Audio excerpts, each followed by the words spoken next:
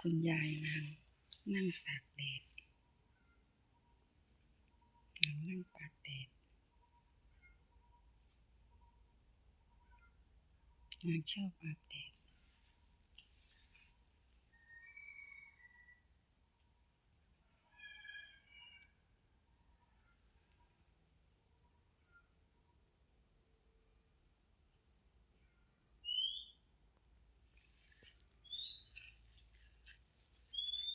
มา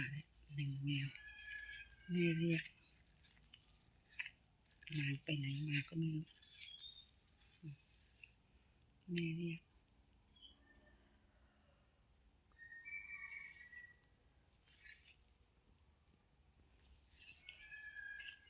อีกแมวนึงพาไปดูอีกแมวนึงนั่นแหละนางไปไหน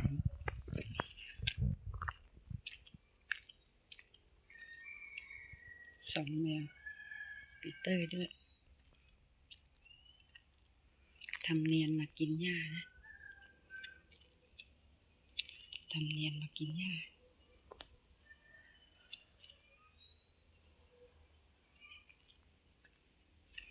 แม่จะเอาเข้าบ้านเลย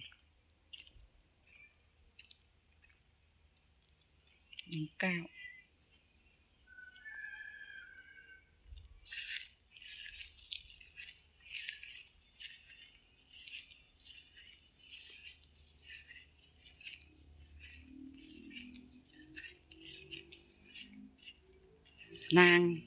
นางพอแม่จับได้ว่านางหนีไปกินหญ้านางก็เขินนะไม่รู้จะทำไง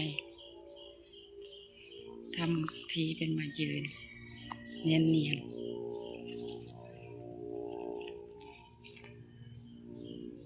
นอนแล้ว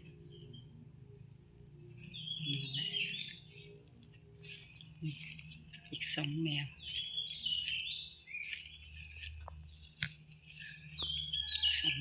น้องก้าว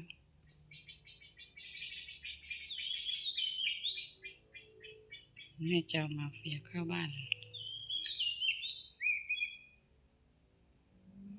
ท่านเตอร์วิ่งมาแล้วท่านเตอร์เนี่ยเอาตัวรอดได้ไปกินหญ้าก็กลับแต่มาเฟียเที่ยวไปเรื่อยท่านเตอร์มาแล้วกระโดดออกมาตะคุบท่านเตอร์นะมาเฟีย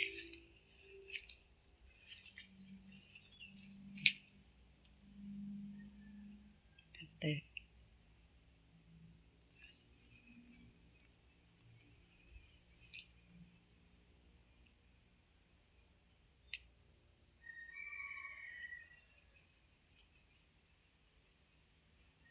คุณยายอาบแดดเข้าบ้านแล้ว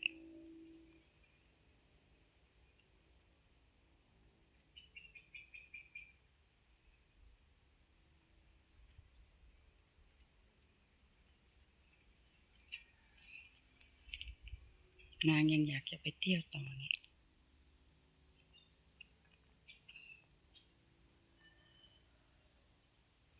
นั่งดูทางน้องก้าวมาดิ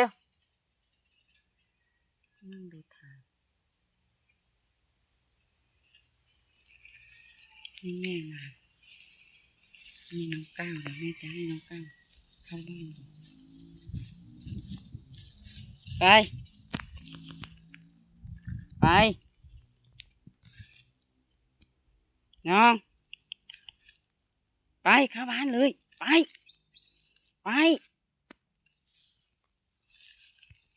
นี่แหละนี่ไล่ให้เข้าบ้านแต่น้องก้าวนางไม่เคยออกไปเที่ยวไกลๆหรอกมีแต่มาเฟีย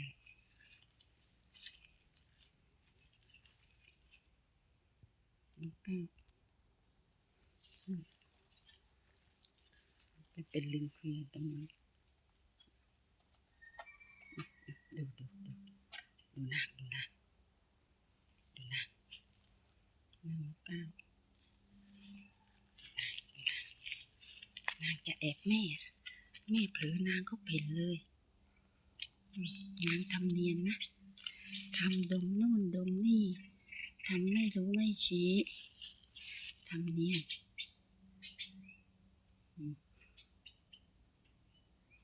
เดี๋ยวคลิปนี้ต้องพอแค่นี้ก่อนเพราะแม่จะเอามาเฟียเข้าบ้านเดี๋ยวนางจะหนีขอบคุณที่รับชมทุกท่านนะคะ